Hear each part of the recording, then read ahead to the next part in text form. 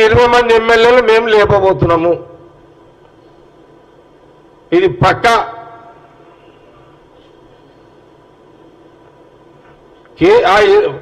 మీ ఎమ్మెల్యేలు కేసీఆర్ పక్కన వండుకున్నా సరే లేపుకొస్తాం మేము.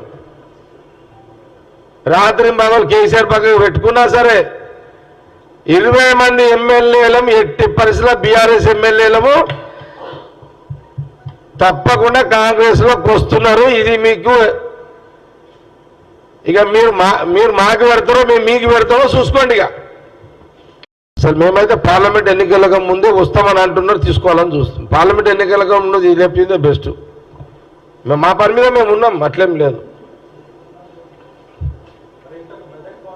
నేను నిన్నే చెప్పిన సీఎం గారికి చెప్పేసిన, సీఎం గారికి ఓపెన్గానే చెప్తున్నా కదా.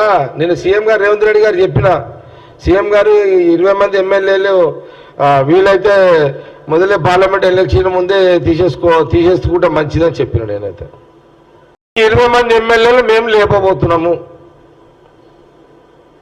ఇది పక్కా.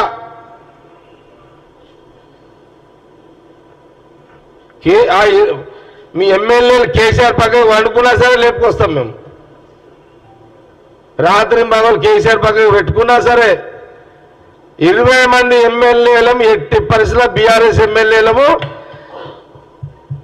తప్పకుండా కాంగ్రెస్లోకి వస్తున్నారు. ఇది మీకు ఇక మీరు మాకు పెడతారో మేము మీకు పెడతామో చూసుకోండి. ఇక అసలు మేమైతే పార్లమెంట్ ఎన్నికలకు ముందే వస్తామని అంటున్నారు, తీసుకోవాలని చూస్తాం. పార్లమెంట్ ఎన్నికలకు ముందు లేపిందే బెస్ట్. మేము మా పని మీద మేము ఉన్నాం, అట్లేం లేదు.